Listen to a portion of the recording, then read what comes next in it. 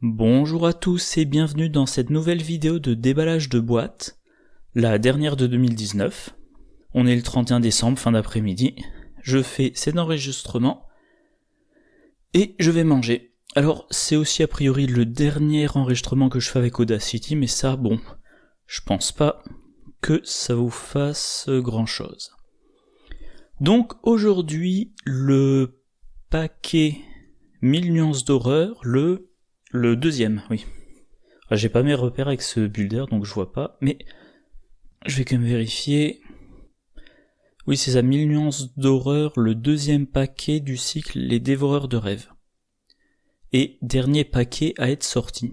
Le prochain devrait sortir, je dirais mi-janvier, il est pas encore disponible à la précommande. Oui, donc je disais, j'enregistre le 31, normalement cette vidéo-là, elle sera disponible. Si tout se passe bien, on espère, elle devrait être disponible le 2. Elle devrait être disponible peut-être jeudi midi, peut-être vendredi midi, on verra, selon le temps que j'ai. Bref, entrons dans le vif du sujet. Première carte gardien, Tetsuo Mori. C'est un soutien de niveau 0 qui coûte 3, qui occupe un emplacement d'allié, qui a les traits allié et police, 2 points de vie, 2 points de santé mentale. Tetsuo Mori peut se voir assigner les dégâts et ou horreurs infligés aux autres investigateurs dans votre lieu. Réaction: quand Tetsuo Mori est vaincu, choisissez un investigateur dans votre lieu. Cet investigateur cherche un soutien objet, soit dans la pile de défausse, soit parmi les 9 cartes du dessus de son deck et l'ajoute à sa main. Mélangez son deck s'il a été consulté. Bon, un allié gardien, commencez à en avoir pas mal. 3 pour 2 et 2 en résistance. Il a pas d'effet quand il est en jeu. Et, enfin, si, quand il est en jeu, il peut encaisser pour les autres. Mais surtout, c'est quand il est vaincu, il permet d'aller chercher un objet dans la pile de défausse ou parmi les 9 cartes du dessus du deck et de le mettre dans la main. Donc il va tutorer. Évidemment, comme toutes les cartes qui tutorent, ça combote bien avec Mandy Thompson. Si Tetsuo Mori il est vaincu dans le lieu dans lequel se trouve Mandy Thompson, le contrôleur de Tetsuo Mori peut chercher, alors que je relise bien le texte, donc normalement c'est un objet dans la défausse ou un parmi les 9 cartes du dessus du deck. Avec Mandy Thompson ça peut être 2 dans la défausse. Vu que vous cherchez déjà sur l'ensemble, ça serait bête de dire je rajoute 3 cartes dans la zone recherchée. Donc 2 dans la défausse, ou 1 parmi les 12 premières cartes du deck, ou 2 parmi les 9 premières cartes du deck. L'effet est sympathique, mais moi je suis pas particulièrement convaincu, parce que, comme je le disais, chez les gardiens, vous avez le classique flic en patrouille, qui vous booste votre force, vous avez Alice Luxley, qui booste votre intelligence, vous avez le frère Xavier, je crois, ça doit être frère Xavier, qui booste votre volonté et qui peut encaisser pour les autres, vous avez l'aventurier qui recharge vos armes, etc., etc.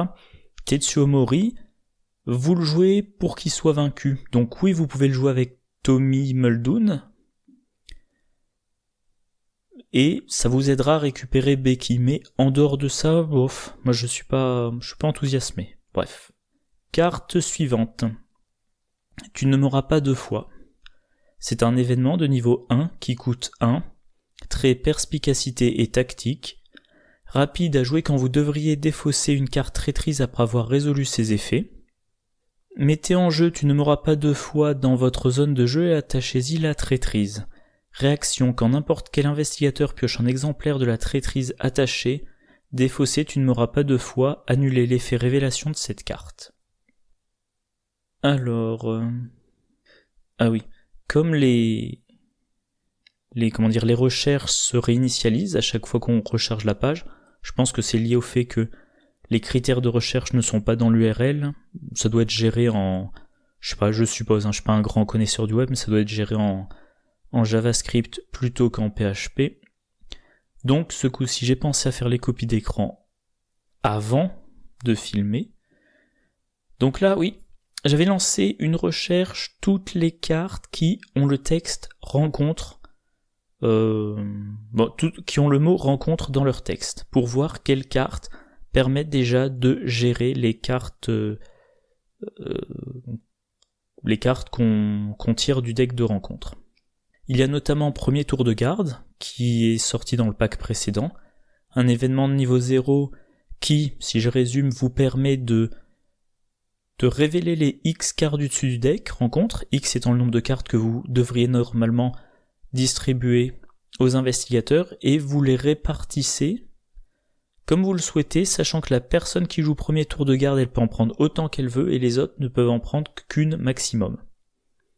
Donc voilà, premier tour de garde, ça redistribue les cartes, vous donnez à chaque investigateur la carte qu'il est le plus à même de gérer. Il y a en chasse, qui vous permet, au lieu de piocher la carte rencontre du dessus du deck, d'aller chercher un ennemi parmi les 9 cartes du dessus du deck, et de le générer engagé avec vous. Donc là, c'est plutôt si vous voulez un ennemi plutôt qu'une traîtrise, ou si vous avez une combo qui nécessite un ennemi. Par exemple, vous avez en main scène de crime, vous voulez générer un ennemi dans votre lieu pour ensuite jouer scène de crime et prendre 2 indices. On a divination, soutien mystique, moi personnellement je l'ai jamais joué. Action, incliner divination et dépenser une charge, regardez les 3 cartes du dessus du deck de n'importe quel investigateur ou du deck rencontre, remettez-les au-dessus du deck dans l'ordre de votre choix. Donc là, vous planifiez 3 pioches de cartes rencontre. Si vous jouez en solo et qu'il y a pas d'effet de mélange du deck de rencontre, qu'il n'y a pas de renfort, vous savez ce qu'il va y avoir pendant les 3 prochaines phases du mythe. On a aussi le parchemin des secrets chercheur de niveau 3.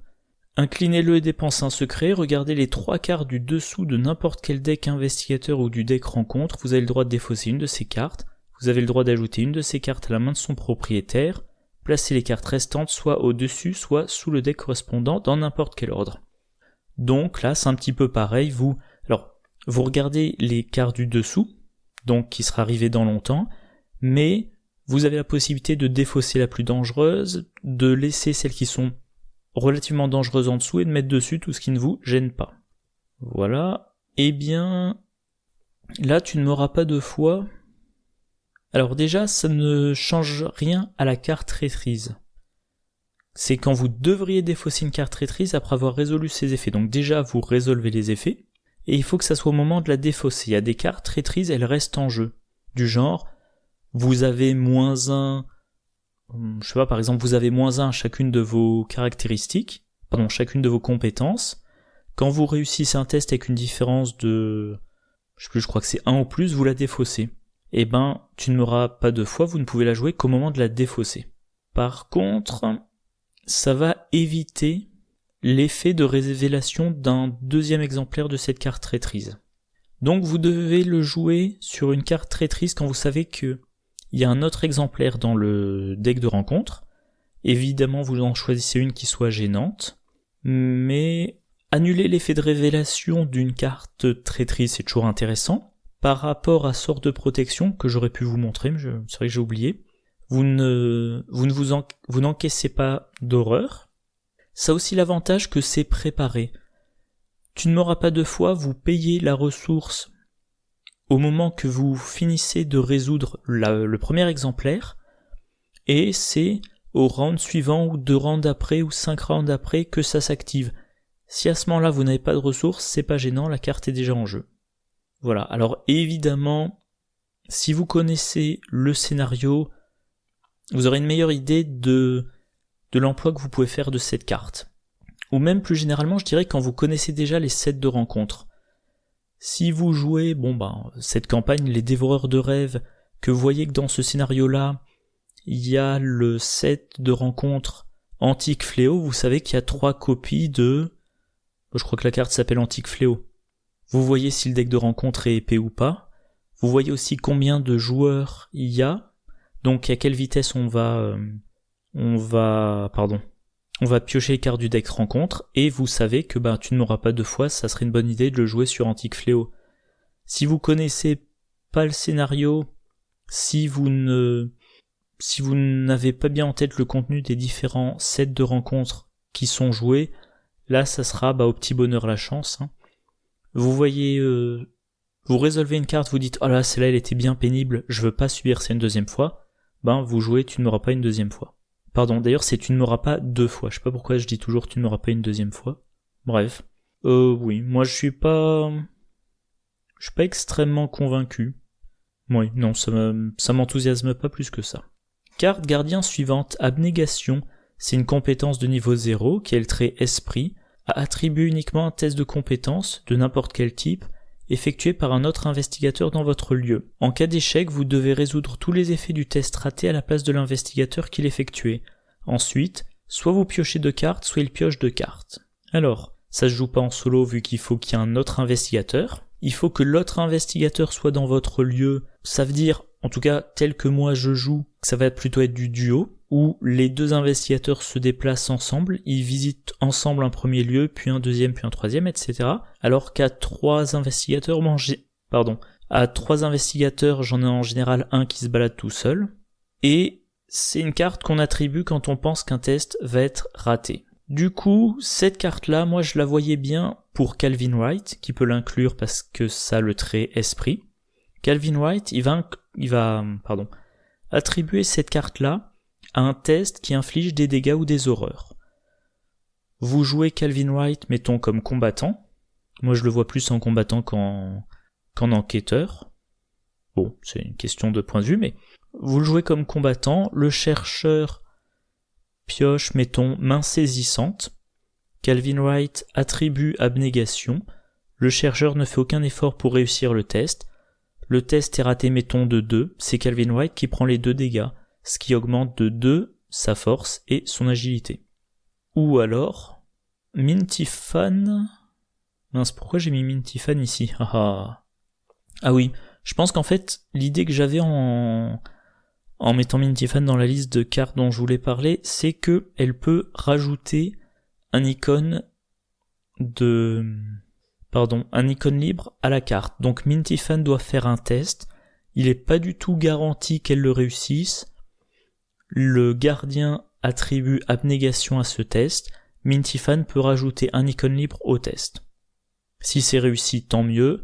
Si c'est raté, c'est le gardien qui encaisse les dégâts ou les horreurs, enfin, de préférence les dégâts. Et quant à l'effet, soit vous piochez 2 cartes, soit il pioche 2 cartes, là... Alors déjà la pioche c'est toujours intéressant, faudra voir lequel des 2 est le plus mal barré. Si vous attribuez abnégation, il est possible que ça soit parce que l'autre investigateur n'a pas en main les solutions dont il aurait besoin. Dans ce cas-là, vous le faites piocher. Le chercheur n'a pas encore son petit allié sacrifiable, vous faites piocher le chercheur pour que la prochaine fois il ait un allié en jeu auquel il puisse infliger les dégâts. Ou alors, l'investigateur qui joue cette carte-là pioche pour se donner les solutions pour aider son allié plus tard. Je sais pas trop. Carte chercheur. Codex d'un autre monde, c'est un soutien de niveau 2 qui coûte 3, qui occupe un emplacement de main, qui a les traits objet et livre, utilisation 3 secrets, action incliner le codex d'un autre monde et dépenser un secret, cherchez parmi les 9 cartes du dessus du deck rencontre et choisissez une carte non élite parmi les cartes consultées, défaussez un exemplaire en jeu de la carte choisie, mélangez toutes les cartes consultées dans le deck rencontre. Les remarques habituelles, ça utilise des secrets, c'est un livre. Alors, pour ce qui concerne les secrets, que je retrouve, les secrets, vous voyez quelques cartes qui fonctionnent avec les secrets, bien informé ça en utilise, Monsieur Rook ça en utilise, nourrir l'esprit aussi, etc. Ça, de la fiction, la réalité ça en remet, extatique ça en remet, bref. Si vous jouez, comme j'essaie de le faire de temps en temps, un deck beaucoup basé sur les secrets, ça sera très intéressant. Si, comme c'est de la recherche, on pense assez rapidement à Mandy Thompson. Alors je vais pas le redire à chaque fois, je vais pas entrer dans les détails, mais en gros, grâce à Mandy Thompson, ça peut être 2 cartes parmi 9 ou une carte parmi 12. Voilà. Maintenant, concrètement, l'effet de la carte en lui-même. Vous allez chercher dans le deck de rencontre une carte... je vais tourner ça autrement. Quand vous utilisez le codex d'un autre monde, vous cherchez dans le deck de rencontre une carte qui est identique à une carte en jeu. vous défaussez l'exemplaire qui était en jeu et vous remélangez toutes les cartes que vous avez consultées dans le deck de rencontre. Même remarque que pour Tu ne mourras pas deux fois, si vous connaissez le scénario, ça vous aide. Si vous connaissez les sets de rencontre, ça vous aide aussi. Si vous savez par exemple que dans ce scénario, il y a plein d'ennemis cultistes. Il y a un ennemi cultiste en jeu, vous cherchez parmi les 9 ou 12 cartes du dessus du deck. Et si parmi ces cartes-là, il y a un cultiste, vous pouvez défausser le cultiste qui est en jeu. Même chose pour, je crois que ça s'appelle Spire de Carcosa ou Tour de Carcosa, une traîtrise qu'on attache à un lieu dans la campagne de Carcosa, que moi je trouve très pénible. Ou dans la campagne de la boîte de base, Brouillard couvrant, ou Porte verrouillée, ou dans la campagne de Dunwich, par exemple, quelque chose comme Barrière mystique. Le truc, c'est que vous pouvez tout à fait faire chou blanc. Vous dépensez une utilisation, vous dépensez une action, vous regardez les cartes et vous ne trouvez rien qui correspond à un truc en jeu. Du coup, je ne sais pas trop, je suis pas trop convaincu. C'est plus utile avec Mandy Thompson, parce que vous avez plus de chances de trouver quelque chose. Si vous la jouez, pour moi c'est un peu risqué, mais vous pouvez aussi essayer de le faire pour 2. Vous pouvez choisir 2 cartes parmi les 9 et correspondre 2 cartes équivalentes en jeu. Mettons que vous révélez parmi les 9 cartes une copie de cultiste et une copie de Spire de Carcosa, vous défaussez un cultiste et une Spire de Carcosa du jeu. Oui, sachant que Spire de Carcosa, en fait, je suis en train d'y réfléchir, c'est pas un bon exemple, parce qu'une fois que la carte a été posée, les fatalités sont sur le lieu en jeu, et retirer les Spires de Carcosa, je pense pas que ça retire les fatalités. Donc, mauvais exemple, mais enfin bon. Vous voyez comment marche la carte. Alors, dans quel cas cette carte-là serait au mieux de ses capacités? Si vous jouez dans un grand groupe, 3 ou 4 investigateurs, parce que ça veut dire qu'à chaque phase de mythe, vous sortez 3-4 cartes. Parmi ces cartes-là, il y en a sûrement une ou deux qui resteront en jeu, typiquement des ennemis, et donc vous aurez plus de cibles potentielles. Comme c'est un livre que ça nécessite une action, ça sera mieux avec Daisy, vu qu'elle dépensera moins d'actions. Et comme c'est utilisable que 3 fois et que ça utilise des secrets, ça serait bien d'avoir dans le deck de quoi recharger les secrets, autrement dit de faire un deck secret. Mais encore une fois, pour cette carte-là non plus, je suis pas trop convaincu. Carte suivante, Sérum d'amplification des rêves. C'est un soutien de niveau 0 qui coûte 3, qui occupe un emplacement d'arcane, qui a les traits objet et science. Seul le premier exemplaire de chaque carte dans votre main compte dans le calcul de la taille limite de votre main. Réaction, après avoir pioché un autre exemplaire d'une carte que vous avez déjà en main, révélez les 2 exemplaires et inclinez le sérum d'amplification des rêves, piochez une carte. Alors cette carte-là, je l'ai beaucoup jouée depuis que Man from Lang l'a révélée dans une de ses vidéos. Je trouve ça génial dans un deck Minty Fan. Encore une fois, moi Minty Fan, j'adore la jouer dans un deck dont le principe est d'avoir plein de compétences en main, adaptées à toutes les circonstances. Donc un deck qui stocke, qui aura beaucoup de cartes en main. Quand vous stockez, vous risquez à un moment donné de dépasser la limite de main. Là, c'est moins probable parce que si dans si dans votre main vous avez par exemple 2 copies de perception, ça compte que comme une carte. Si vous avez 2 copies de curiosité, pareil, ça compte que comme une carte. Et, alors j'espère que j'ai bien cadré, ça donne ce genre de deck là. Alors là, 39 expériences, ah oui, il y a un petit message, contient trop de cartes, bon c'est parce qu'il y a 2 versatiles, donc j'ai le droit à 40 cartes, mais j'ai fait une erreur, donc il y en a que... Ah oui, non, effectivement, j'ai le droit à 40 cartes, il y en a 41 qui apparaissent, je sais plus, j'ai dû... c'est peut-être un copier-coller de deck, j'ai fait une légère erreur, donc il y a une carte en trop, voilà, c'est la V2 du deck, j'ai dû faire une erreur, oublier de supprimer une carte, mais en gros, vous avez les grandes lignes là, voilà. Ça c'est le deck Minty Fan, studieuse et aux mains pleines, donc elle utilise en 2 exemplaires la carte studieux pour commencer la partie avec 7 cartes dans sa main de départ, et le but c'est qu'elle ait plein de cartes en main. Vous avez 2 exemplaires de l'assistante de laboratoire qui vous permettent de piocher 2 cartes quand elles arrivent en jeu, et qui augmentent aussi votre taille de main de 2. Vous avez nourrir l'esprit pour piocher, vous avez cran et perception qui vous font piocher si le test est réussi, et... Normalement, vous avez discerné l'impensable en 2 copies qui vous permettent de regarnir votre main. Et pour la pioche, voilà, je crois que j'ai fait à peu près le tour. Donc voilà, un deck comme ça, quelle est l'idée? Dans votre main de départ, vous avez 7 cartes, vous voulez avoir une copie de Ah oui, ce deck-là, je l'ai construit il y a longtemps, donc c'est la carte lanterne qui est là pour représenter le sérum d'amplification des rêves. Bon, désolé, mais quand j'ai construit ce deck-là, la carte n'était pas encore dans la base de données d'ArkhamDB. Donc dans votre main de départ, vous voulez une copie du sérum d'amplification des rêves, une copie de l'assistante de laboratoire. Première action, vous mettez le sérum en jeu pour 3. Deuxième action, vous mettez en jeu l'assistante de laboratoire.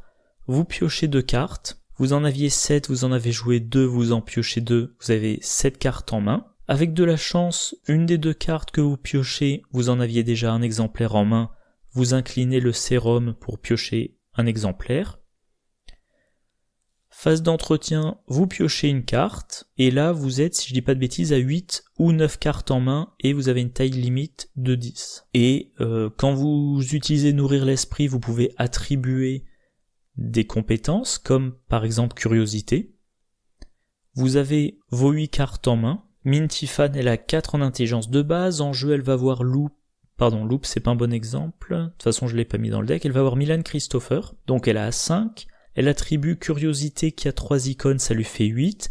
Elle fait un test d'intelligence à 8 contre 0. Elle a l'assistante de laboratoire, donc sa taille limite de main est de 10. Le sérum lui permet de ne pas tout compter dans sa limite de main. Elle pioche plein de cartes. Et moi j'ai fait des parties où j'avais 15 cartes en main. Je crois qu'à un moment j'avais 15 cartes en main, 15 cartes dans la défausse, 0 cartes dans la pioche. Alors évidemment, comme vous piochez très vite, vous piochez votre faiblesse. Mais bon, comme vous avez plein de compétences en main, dès que vous piochez votre faiblesse, vous faites un test, vous avez 3 cartes à attribuer. Votre haute faiblesse, faudra vous en occuper plus, mais c'est quand même super efficace pour vous donner des solutions. Et autre chose, vous voyez que dans ce deck, il y a le lexique occulte et également segment d'Onyx. Une fois que vous avez un tiers, voire la moitié de votre deck dans la main, disons un tiers, vous avez un tiers de votre deck dans la main, vous avez un certain nombre de cartes dans la défausse, ça veut dire que tout ce qui est dans votre deck, tout ce qui reste dans votre deck est mélangé à peu de cartes. À un moment où vous n'avez plus que 15 cartes dans votre pioche, vous jouez le lexique, à un moment où vous n'avez plus que, disons, 10 cartes dans votre pioche, vous jouez le lexique occulte, vous mélangez 2 copies du rituel de sang dans 10 cartes. Donc c'est 2 cartes parmi 12. Vous avez des effets qui vous permettent de piocher.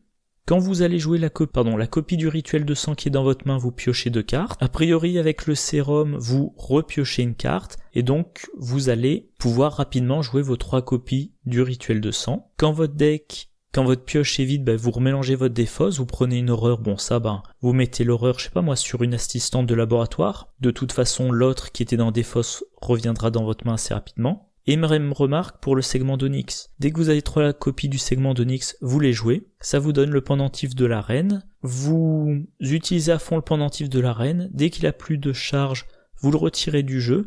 Vous mélangez les 3 segments d'Onyx dans votre pioche. Et avec de la chance, il vous suffira d'une utilisation de Nourrir l'Esprit pour remettre les 3 segments d'Onyx dans votre main. Comme c'est rapide, vous dépensez 3 ressources mais aucune action, vous les remettez en jeu, et voilà, vous avez de nouveau le pendentif de la reine. Voilà, quelques petites remarques. Bon, déjà c'est de niveau 0, donc vous le mettez dans votre deck de départ. Ça occupe un emplacement d'arcane, donc ça fait pas de concurrence à Loop, au livre de Daisy Walker. Dans ce deck Minty-Fan, vous pouvez éventuellement vous en servir, comme ça occupe un emplacement d'arcane, si vos 2 emplacements d'arcane sont pris, quand vous en jouez un, ça vous fait défausser un soutien qui était dans un emplacement d'arcane. Par exemple, Nourrir l'Esprit.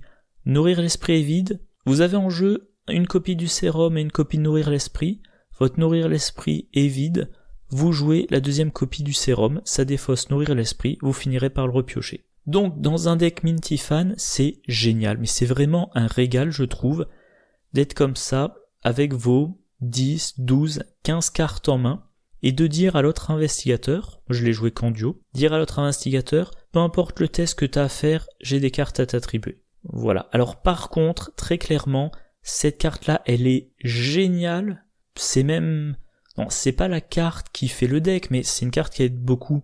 Dans ce fameux deck Minty-Fan aux mains pleines, c'est génial. Dans n'importe quel autre deck, je pense que c'est quelconque. parce que je ne vois pas d'autres styles de deck qui piochent autant de façon aussi régulière et qui donc pourraient se permettre de dépenser 3 ressources et une action pour jouer le sérum. Voilà. Mais dans les bonnes circonstances, c'est devenu... c'est une carte que j'adore. Dans le bon deck, elle est vraiment géniale et elle fait tourner votre deck, quoi. Les cartes truands, Dieu reconnaîtra les siens, c'est un événement de niveau 0, très tactique et condamné, à jouer uniquement lors d'un de vos tours durant lequel vous avez vaincu des ennemis pour un total d'au moins 6 vies. Ajoutez Dieu reconnaîtra les siens à la pile de victoire et terminez immédiatement votre tour. Quand vous recevez de l'expérience lors de la résolution de ce scénario, vous recevez un point d'expérience supplémentaire. Cette carte-là, j'ai essayé de la jouer avec Tony Morgan, et je l'ai jamais utilisée. Je crois qu'à chaque fois, je l'ai attribué pour son icône de force. L'idée est sympa. Vous avez juste à tuer plein d'ennemis. Pour gagner un d'expérience en plus. Alors, avant d'en dire trop de mal, voyons voir ce qu'on peut en faire. Pour tuer des ennemis pour un total d'au moins 6 vies, il va falloir faire les actions pour les tuer. Bon, ils sont peut-être déjà blessés, mais quand même globalement, pour tuer pour 6 vies d'ennemis, il faudra un certain nombre d'actions. Bon, vous êtes un truand, vous pouvez avoir Léo Deluca, ça vous donne une action de combat de plus par tour. Vous avez aussi présence d'esprit, voilà. Vous réussissez un test de compétence avec une différence de 2 ou plus, et vous pouvez effectuer une action de combat en plus. Ou alors un atout dans la manche, 3 actions supplémentaires pendant votre tour pour combattre et tuer assez d'ennemis. Ou alors sursis, vous dépensez des actions pour mettre des clics sur sursis. À chaque tour, chaque nouveau tour, vous dépensez les 3 clics de sursis, ça vous donne 3 actions supplémentaires. Et à chaque fois, vous utilisez ces actions pour recharger le sursis. Vous faites ça, et puis quand vous avez un tour, vous avez besoin de beaucoup combattre, vous les remettez pas, vous faites toutes vos actions de combat et vous jouez Dieu reconnaîtra les siens. Par contre, même si vous avez plein d'actions, pour faire autant de victimes, il faudra quand même une arme assez fiable. Par exemple, la machette, si vous êtes plutôt en début de campagne, qui fait les dégâts 2 par 2. Par contre, 2 par 2 si vous êtes engagé avec un seul ennemi. Donc là, il faudrait que ça soit un ennemi à 6 points de vie, et vous le tuez.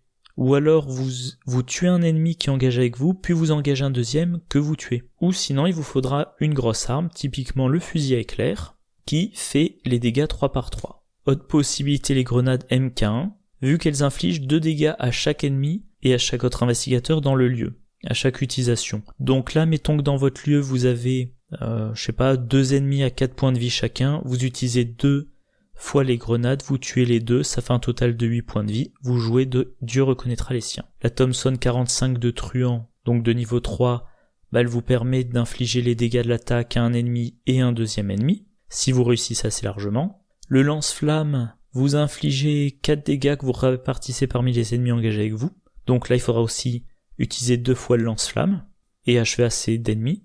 Bon, coup vicieux, vous augmentez les dégâts de votre attaque de 1, et coup de vicieux niveau 2, potentiellement de 2. Voilà. Donc comme j'avais commencé à le dire, je trouve la carte sympa, mais je n'ai jamais réussi à la mettre en pratique. En solo, n'y songez pas, ça sera trop rare. En duo, si tout se passe bien, les ennemis vous les tuez au fur et à mesure. Du coup, pendant un tour, vous allez tuer un ennemi à 4 points de vie, ou peut-être à 5 points de vie, mais vous n'aurez pas un total de 6 points de vie. Pour avoir un total de 6 points de vie en duo, il faudrait probablement laisser survivre un ennemi d'un round sur l'autre, ce qui est pas trop recommandé.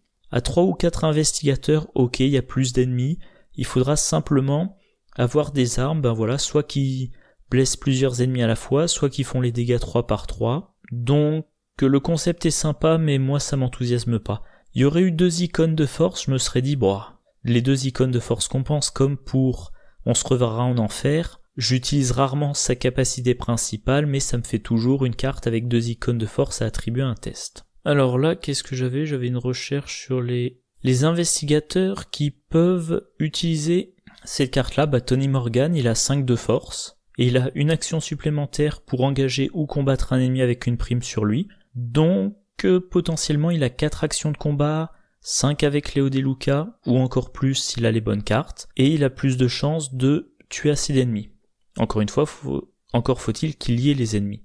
Léo Anderson, il peut avoir Léo Deluca, C'est un gardien avec une force de 4, donc il a les capacités de combat, il a le nombre d'actions nécessaires, il peut avoir des alliés en jeu, notamment le chien de garde, qui va infliger des dégâts aux ennemis pour les achever, il peut avoir le flic en patrouille pour achever un ennemi, le frère Xavier, je crois, qui inflige des dégâts quand il est achevé, etc., etc.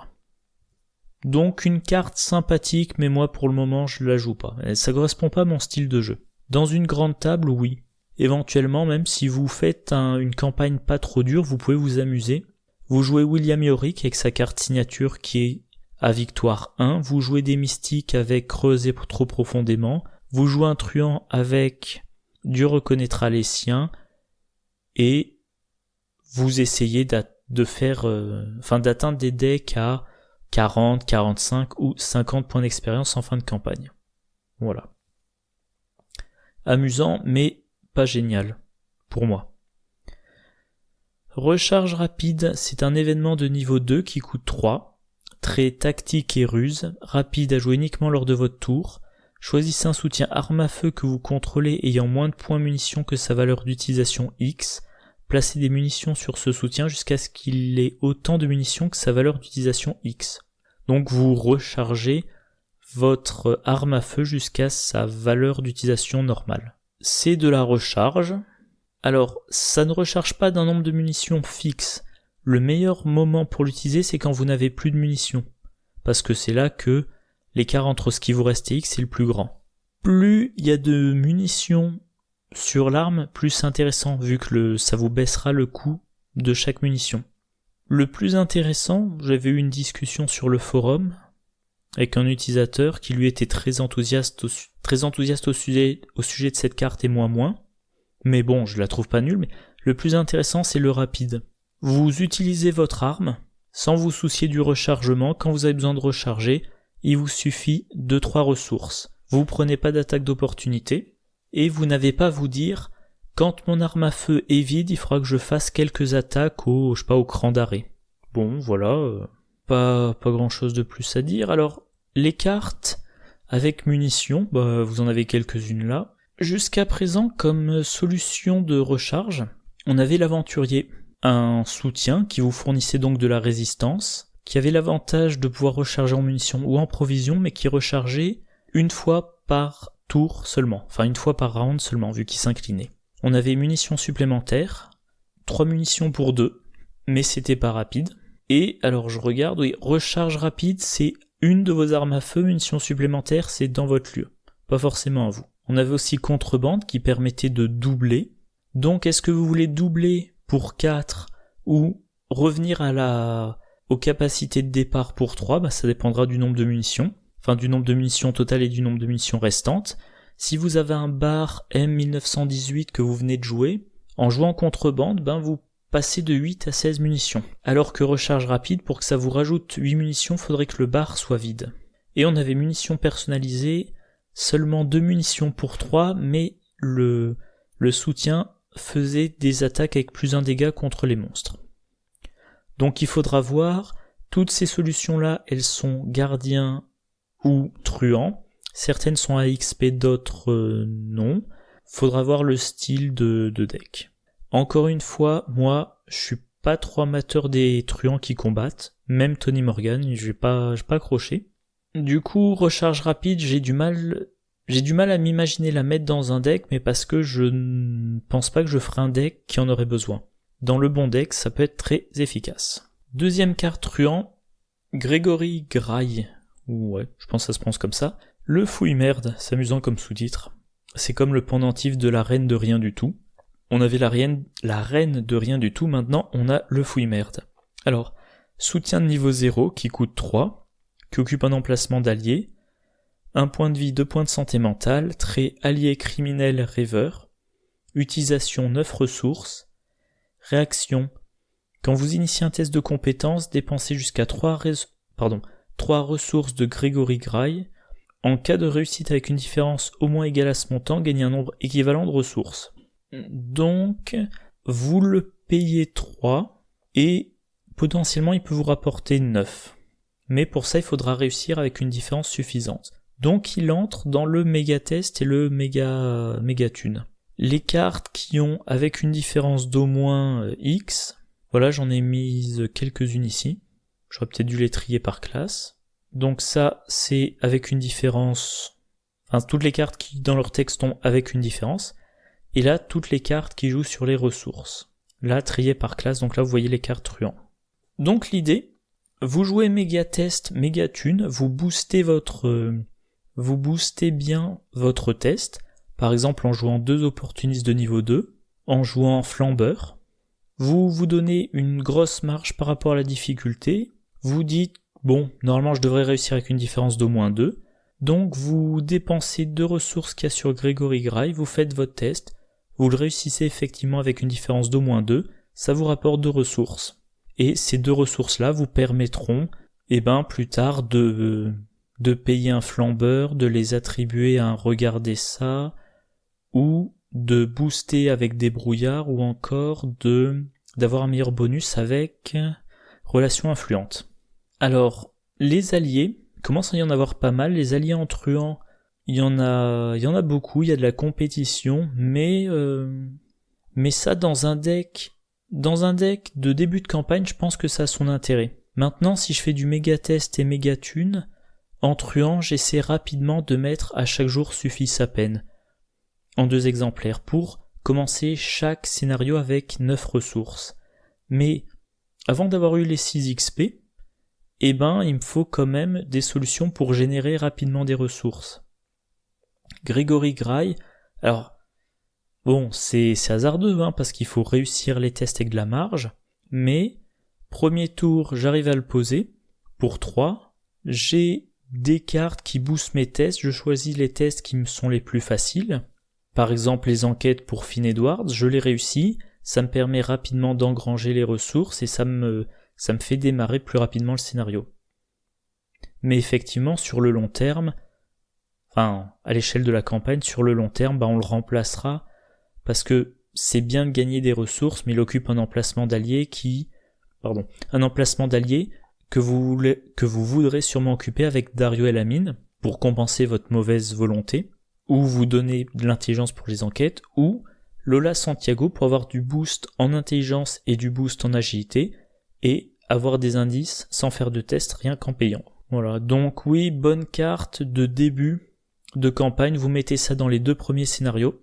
Au bout de 2 scénarios, vous avez vos 2 exemplaires de à chaque jour suffit sa peine. À la fin du 3e, vous avez une copie de Lola Santiago. À la fin du 4e, vous avez votre 2e copie de Lola Santiago. Et vous avez viré Gregory Grail.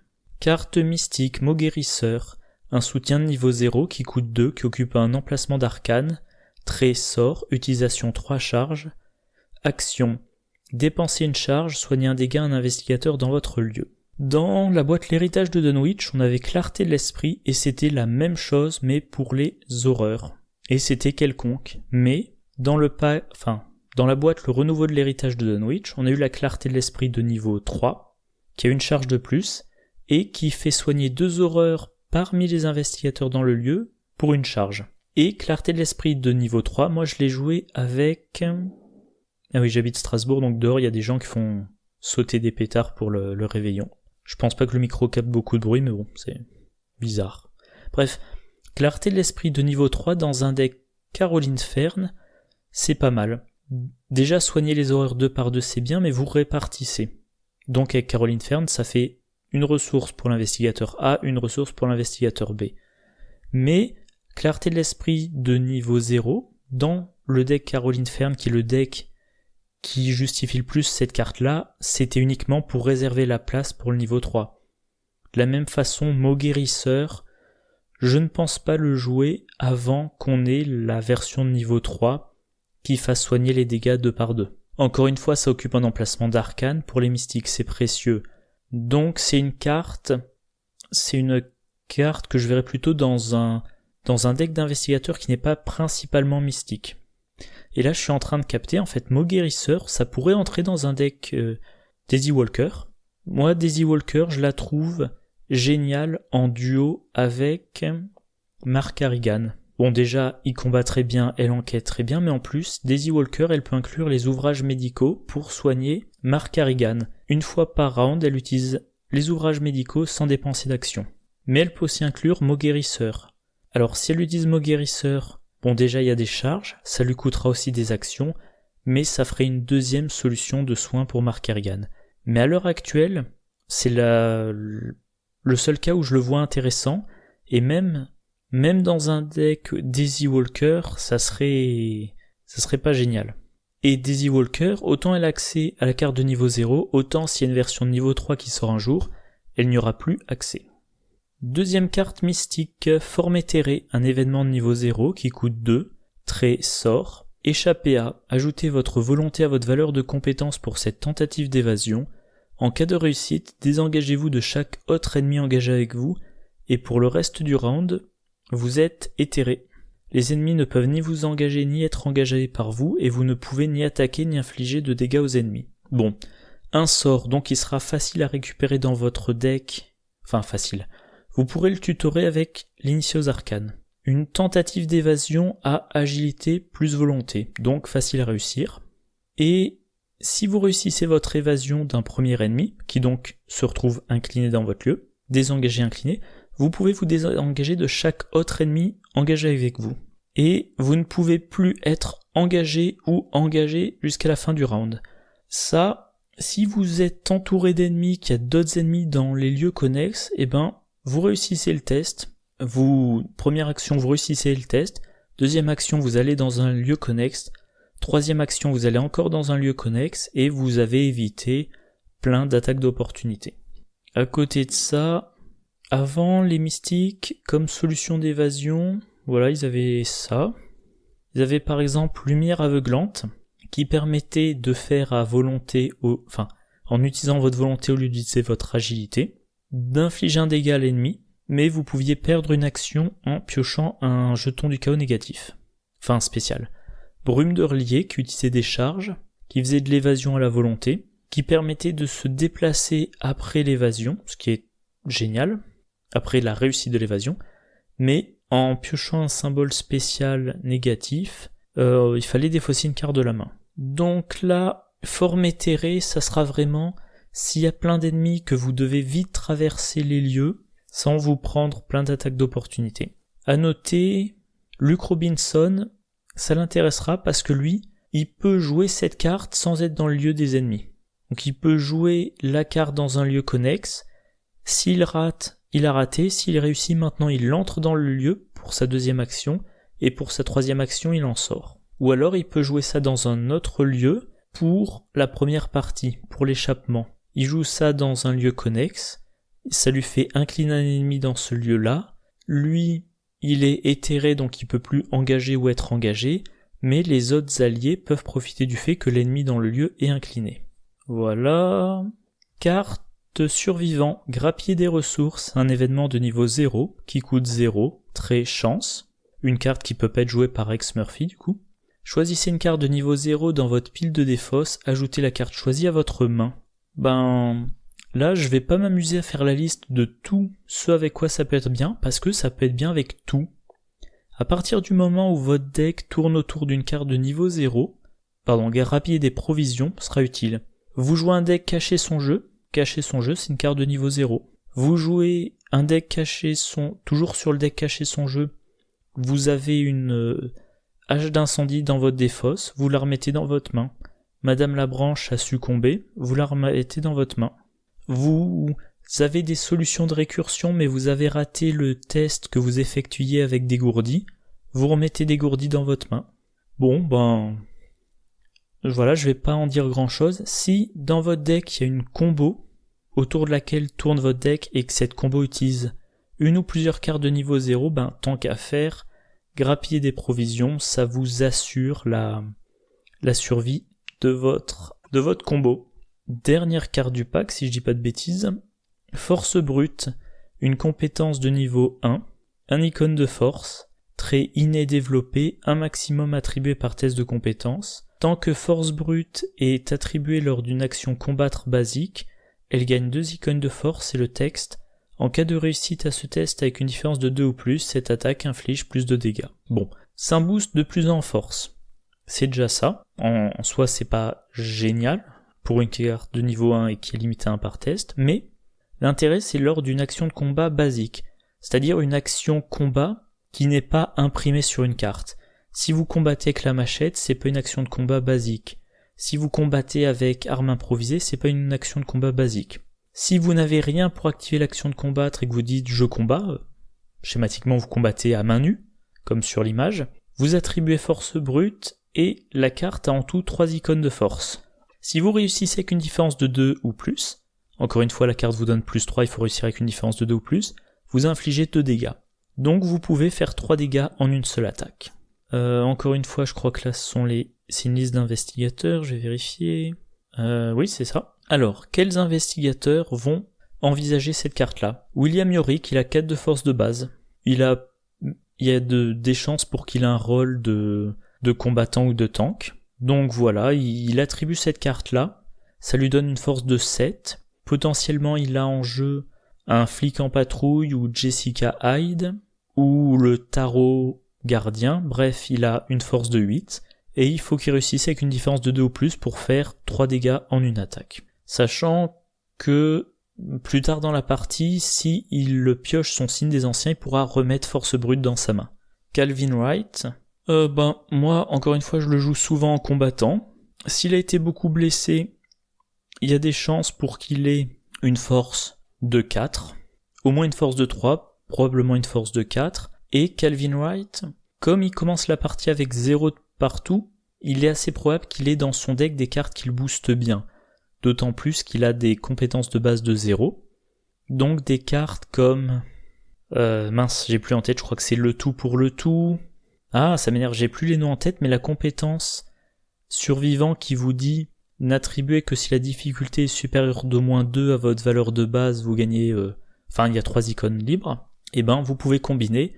Mettons Calvin Wright, il s'est pris 3 dégâts. Il a 3 en force. Vous lui attribuez cette compétence survivant, ça lui donne plus 3. Vous lui attribuez force brute, ça lui remet plus 3. Il a une force de 9. S'il réussit avec une différence de 2, ce qui est pas trop dur normalement, eh bien, il inflige 3 dégâts d'un coup. On a aussi Tommy Muldoon. Pareil, un 4 de force de base, probablement un flic en patrouille pour passer à 5. Il peut éventuellement attribuer coup vicieux, parce que force brute, vous pouvez utiliser qu'une copie de force brute dans votre test de compétences, mais ça vous interdit pas d'utiliser d'autres cartes. Donc vous pouvez combiner force brute et coup vicieux, et si vous réussissez votre attaque, vous infligez 4 dégâts d'un coup. Et alors Minty Fan aussi. Minty Fan, c'est loin d'être le premier investigateur auquel on pense pour du combat, mais si vous la jouez en solo, il est possible qu'à des moments elle ait besoin de combattre. Elle a une force de base de 2. Vous lui faites faire une action de combat basique, donc force brute lui rajoute 3. Elle a 5. Elle utilise sa capacité de sa réaction pour ajouter un icône libre, ça lui fait 6. Comme elle joue beaucoup de compétences, elle aura sûrement dans la main une compétence, un courage inattendu pour se mettre plus 2, ou peut-être... j'arrive plus à me souvenir des noms des cartes aujourd'hui. La carte chercheur qui vous donne plus 3 icônes libres s'il y a un indice dans le lieu. Donc elle peut monter très haut. Si vraiment vous voulez booster votre test, vous pouvez, je pense, faire un test avec une force de 9. Et donc voilà, ça fait une solution de combat en plus. Minty Fan, elle a j'ai un plan pour combattre, elle a pouvoir de l'esprit, elle a le lexique occulte et maintenant elle a force brute. Et tout ça sans avoir besoin de soutien de soutien de combattant. Parce que oui, vous pouvez la faire combattre avec hache d'incendie, mais ça lui prend une main qu'elle peut pas utiliser, mettons, pour une loupe, ou pour son lexique occulte. En plus, les soutiens qui boostent son combat, en général, ils lui font combattre avec sa force de base, et sa force de base c'est 2. Donc elle part de très bas. Alors force brute aussi, ça fait utiliser le combat. Mais, comment dire ça ? Ça laisse de la place. Ça mobilise pas une main, et c'est seulement un test de combat à booster. Si vous voulez faire plein de combats à la hache d'incendie, vous aurez beaucoup de tests de combat à booster, alors que force brute, c'est un combat par exemplaire de force brute. Donc vous en mettez, une dans votre deck, en vous disant, ça me fait faire une attaque à 3 dégâts, j'ai un plan, c'est 1 plus le nombre d'indices, donc ça sera 2 ou 3, éventuellement 4. Le lexique occulte, chaque rituel de sang, ça fera 2 dégâts directs, vous commencez à avoir des solutions. Alors, je dis pas que Mintifan en solo, c'est facile, je pense qu'on en est loin, mais c'est une solution de plus pour elle. Et là, j'avais mis esprit analytique, ouais. Oui, voilà, je sais pas pourquoi j'avais mis ça, sûrement pour dire qu'une fois que vous avez attribué force brute, si vous n'attribuez pas d'autres compétences, esprit analytique vous fait piocher une carte. Et toujours avec Mintifan, voilà. Mintifan, elle peut utiliser le totem macabre, qui rajoute encore une icône sur force brute, et si elle utilise le totem macabre chercheur de niveau 3, elle pioche une carte, Alors ça, c'est pas spécifique à force brute, mais si vous voulez vraiment tirer beaucoup d'avantages de ce test de combat-là, il y a moyen, sans problème. Alors là, il y a Hotel, je me souviens plus de ce que j'avais préparé en détail, je crois que c'était la même idée, je couperai, je me souviens pas trop ce que je voulais dire, peu importe. Et là, c'est un exemple de deck Mintifan solo, voilà, c'est plus par curiosité qu'autre chose, Un deck Mintifan solo, ce que j'en pensais, avec comme solution le couperet, en mettant les horreurs sur Peter Sylvestre, avec se montrer à la hauteur pour booster les tests, vu qu'elle part avec une force de base plus basse que la valeur de combat de la plupart des ennemis, et donc, si maintenant je devais refaire ce deck-là, je sais pas, je virerais peut-être le couperet, pour mettre à la place 2 copies de force brute. À voir. Mintifan en solo, c'est loin d'être le deck que je préfère. Il y a plein d'autres trucs, soit bien efficaces, soit bien tordus à faire avant, de me casser la tête pendant des heures et des heures à réussir une campagne avec Min. Alors, carte, c'était pas la dernière carte du pack, force brute, versatile. C'est un soutien de niveau 2, trait talent, permanent. La taille de votre deck augmente de 5. Les options de construction du deck de votre investigateur gagnent une autre carte de niveau 0 de n'importe quelle classe. Donc, pour 2 XP, vous pouvez mettre 5 cartes de plus dans votre deck. Et en plus, vous avez le droit à une carte de niveau 0 de n'importe quelle classe. Alors, on va commencer par le bas de la carte. Une carte de niveau 0 de n'importe quelle classe, ça veut dire que vous pouvez faire apparaître dans votre deck une combo qui n'était pas possible avant. Avant, Mark Harrigan, il ne pouvait pas prendre une carte autre que Gardien si elle n'avait pas le trait tactique. Maintenant, il peut. Dans le deck que je vous ai montré tout à l'heure, Min studieuse aux mains pleines, Mintifan, normalement, elle est chercheur et survivant. Grâce à 2 copies de versatile, elle peut mettre dans son deck 2 copies d'ouverture de portail pour créer un portail entre 2 lieux éloignés. Voilà. Alors, l'autre effet, c'est augmenter la taille du deck de 5. Vous diluez votre deck. Donc c'est paradoxal, d'un côté vous pouvez créer des combos, mais de l'autre côté vous diluez votre deck, vous diluez vos combos. La plupart des joueurs, tout le monde s'accorde à dire que plus il y a de cartes dans le deck, moins vous avez de chances d'avoir ce que vous voulez, c'est mathématique. 2 cartes parmi 43, c'est plus dur à avoir que 2 cartes parmi 33, c'est logique. Par contre, moi je trouve que ça a un intérêt dans ce cycle. C'est dans ce cycle, il y a des cartes myriades. Alors là, il y a les 6 qui existent, a priori. Les cartes myriades, vous pouvez en avoir 3 copies dans votre deck. Certaines voulaient en avoir plusieurs exemplaires. Par exemple, ouverture de portail, ou découverte fortuite, ou cible facile. Il y en a que vous devez avoir en 3 exemplaires, segment d'Onyx. Et engagement solennel, par contre, ça pas forcément besoin d'en avoir plus d'un. Mais les cartes myriades, moi je me suis rendu compte, depuis que j'en joue, c'est toujours embêtant. Quand je joue un chercheur par exemple, que je veux inclure les 3 copies du segment d'Onyx, ça veut dire qu'il faut que je vire une paire de cartes et une autre carte. Donc, allez, je dis n'importe quoi, je vais virer 2 documentalistes et une loupe pour inclure les 3 segments d'Onyx. Et ben, mine de rien, je trouve que c'est pas facile parce que ces cartes de niveau 0, oui, il y en a qui sont là en attendant d'être remplacées, mais y en a quand même beaucoup que je mets parce qu'elles sont efficaces. Au moins pour un début de campagne. Et ben, versatile, pour 2 XP, j'inclus versatile, je dois rajouter 5 cartes de niveau 0. Alors comme je dois les rajouter, ça me coûte pas d'XP, mais je vais par exemple rajouter 2 cartes de niveau 0, souvent des compétences de la boîte de base, qui font 2 icônes et qui ont 2 icônes identiques et qui font piocher une carte en cas de réussite au test. Et les 3 autres cartes, pour 1 XP, je vais mettre, mettons 3 copies du segment d'Onyx.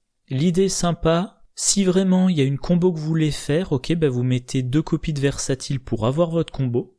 Si vous avez envie d'intégrer 3 exemplaires d'une carte qui a myriade mais que vous manquez de slots dans votre deck, vous intégrez un exemplaire de versatile. Mais à part dans un deck qui est vraiment un gros piocheur, je pense que l'effet de dilution est beaucoup plus gênant que la possibilité d'avoir cette super combo ou d'intégrer facilement des cartes myriades. Bon voilà. Voilà. Un peu plus d'1h10 d'enregistrement. Je vais faire un petit récapitulatif, tant que j'ai encore de la voix. Les cartes gardiens.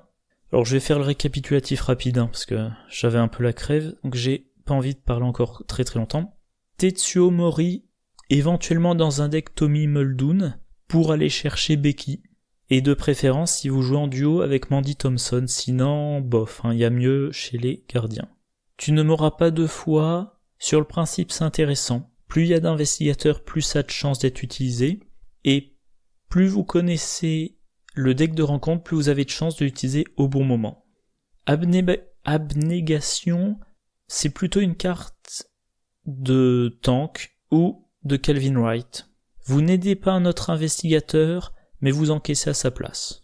Allez les chercheurs, le codex d'un autre monde, dans un deck Daisy, qui a de quoi faire des recharges en secret et qui joue dans un groupe de 3 ou 4 investigateurs, De préférence si vous connaissez bien le scénario, sinon je suis pas du tout convaincu. Il me semble c'est trop conditionnel. Si une carte qui est en jeu est vraiment pénible, il n'y en aura pas des masses d'exemplaires. Une carte qui est très commune, elle est pas très gênante, donc non. Sérum d'amplification des rêves, c'est génial dans cet archétype très limité de Mintifan qui a une main pleine de compétences. Sinon, je suis pas convaincu du tout.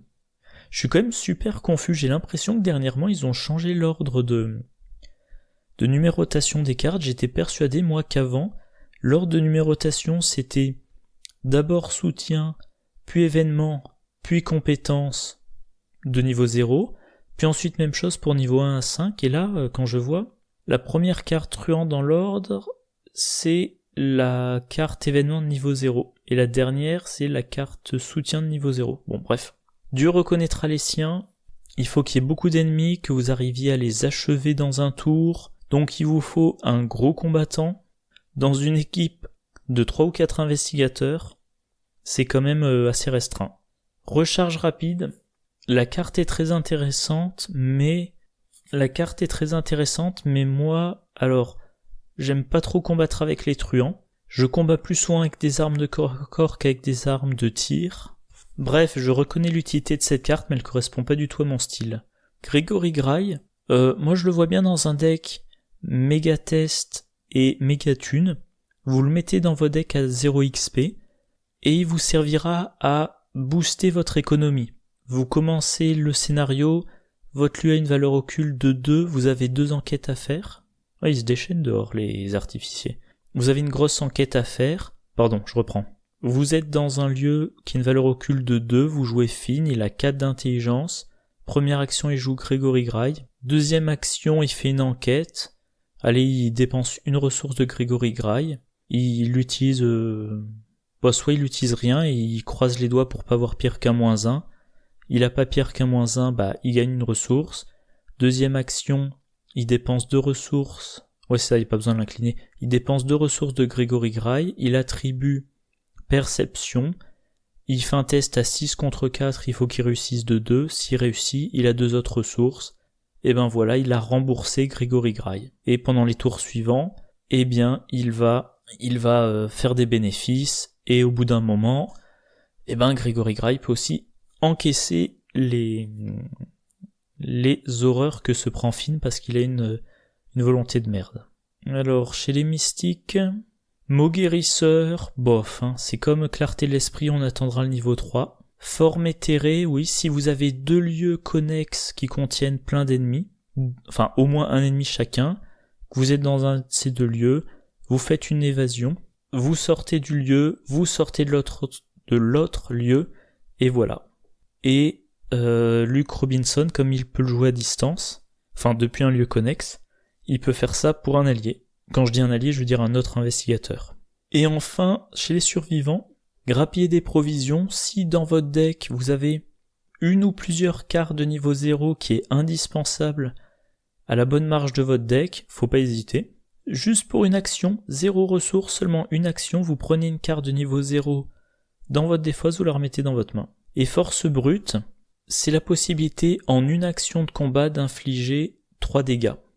Si en plus vous pouvez combiner ça avec coup vicieux, c'est-à-dire dans un deck Tommy Muldoon ou dans un deck... Mince, comment il s'appelle déjà le Fossoyeur. Oh là là, je suis fatigué, je manque de mémoire. C'est pas Ashkan Pete, c'est l'autre. Alors, où est-ce que ça se trouve? William Yorick, voilà ça. Vous pouvez rajouter, donc comme je disais, coup vicieux et force brute, les deux utilisés ensemble par Tony Muldoon ou William Yorick, et ça vous fait 4 dégâts en une attaque. Et tous les deux peuvent d'ailleurs utiliser coup vicieux de niveau 2, et là c'est 5 dégâts en une seule attaque. Il faudra peut-être envisager, donc coup vicieux c'est une autre compétence, et sinon, si vous jouez pas avec coup vicieux, il faudra envisager un autre boost. Et si vous ratez que vous avez le totem macabre de niveau 3 de survivant, eh ben vous pouvez ramener la carte dans votre main. Bon ben voilà. Alors au final, le pack n'est pas génial. Mais quelque part c'est mieux. C'est-à-dire que chaque carte est utilisable. Enfin, bon, les cartes sont toujours utilisables, mais je veux dire que chaque carte me fait me dire, ah, dans telle circonstance ça m'intéresserait, dans les autres non. Et vu le nombre de cartes, heureusement, hein, le sérum, moi je le joue que dans un type de deck.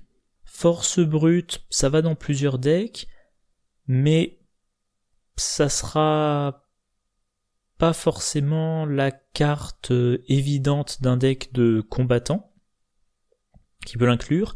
Abnégation, c'est plutôt pour du Calvin Wright, etc., etc.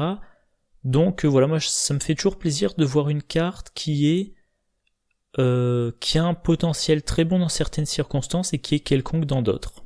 C'est ce qui fait tout l'intérêt de la construction de deck, hein. C'est pas évident, il faut réfléchir, il faut se poser des questions.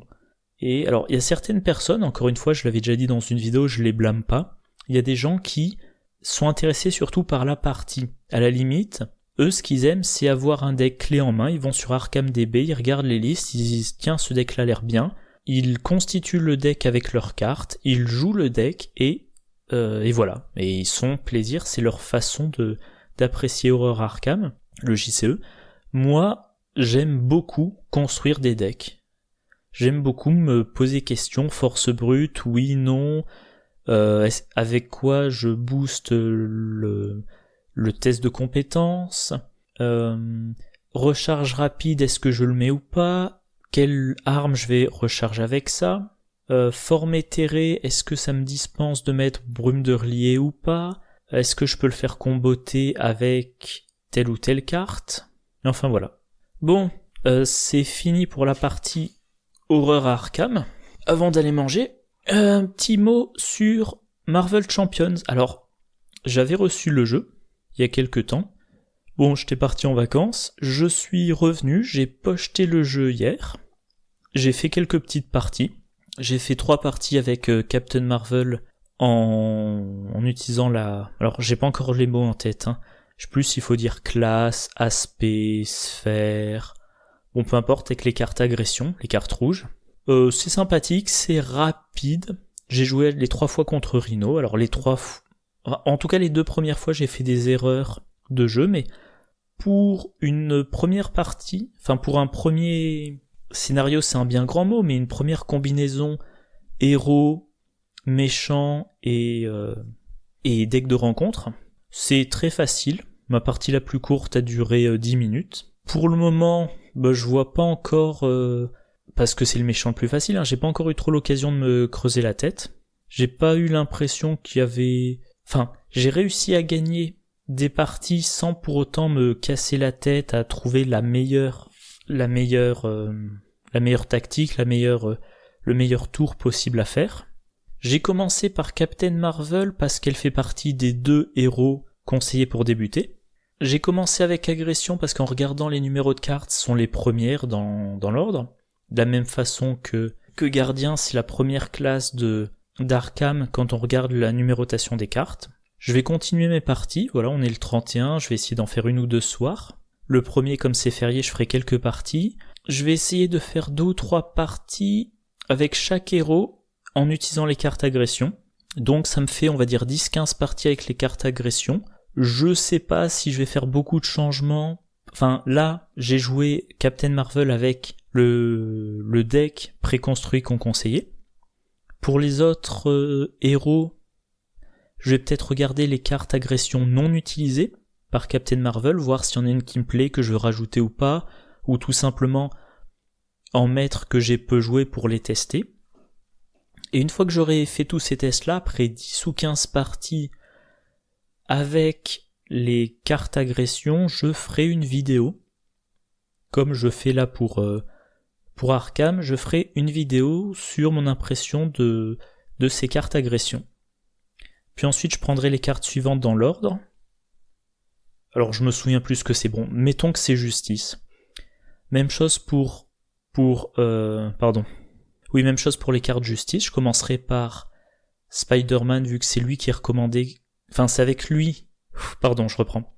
Spider-Man, son deck préconstruit, conseillé, c'est avec des cartes justice. Donc pareil, je ferai 2-3 parties avec Spider-Man, puis 2-3 parties avec Captain Marvel, puis, alors je sais pas dans quel ordre, Miss Hulk, Iron Man et Black Panther. Ça me fera 10-15 parties justice, je ferai une vidéo. Même chose pour protection et pour leadership. À la fin de tout ça, j'aurais fait avec chaque héros 2 ou 3 parties par classe. Donc 2 ou 3 fois 4, ça veut dire entre 8 et 12. Et je ferai les vidéos sur les héros. Ah oui, j'oubliais aussi, je ferai une vidéo sur les cartes neutres. Une fois que j'aurai fait toutes ces vidéos-là et que j'en aurai marre de combattre Rhino, j'essaierai, je sais pas, de combattre Claw et Ultron avec mes combinaisons héros et classes favorites. Je pense essayer, alors on verra, je suis rentré de vacances, j'ai repris le boulot. Déjà là, j'enregistre cette vidéo là, il est 20h, on est le 31. Je voudrais la mettre en ligne le 2 à midi. En général, je les mets en ligne à midi. Ça veut dire faire l'édition le 1er dans la journée, ça va être un peu dur. Mais les vidéos Marvel Champions, donc j'en fais 5 pour les classes. J'en fais 5 pour les héros, ça fait 10 vidéos. J'en ferai 2 par semaine. Enfin, j'en diffuserai 2 par semaine. Dans le mois de janvier va sortir pour Arkham La face cachée de la Lune. Vont sortir également 3 packs pour Marvel Champions. Miss Marvel, Le Bouffon Vert et Captain America, si je dis pas de bêtises. Donc probablement ça sera 3 nouvelles vidéos. Pour Arkham, comme j'ai rattrapé les rythmes de parution, si je fais une vidéo, ça sera plutôt une vidéo soit d'analyse de cartes, mais là je sais pas, j'arrive pas à trouver quelle carte j'ai envie d'analyser, ça me paraît, j'ai jamais l'impression d'avoir assez à dire. et faire une petite vidéo de 5 minutes sur une seule carte, bon, bref. Donc, en janvier... Enfin, comment dire ?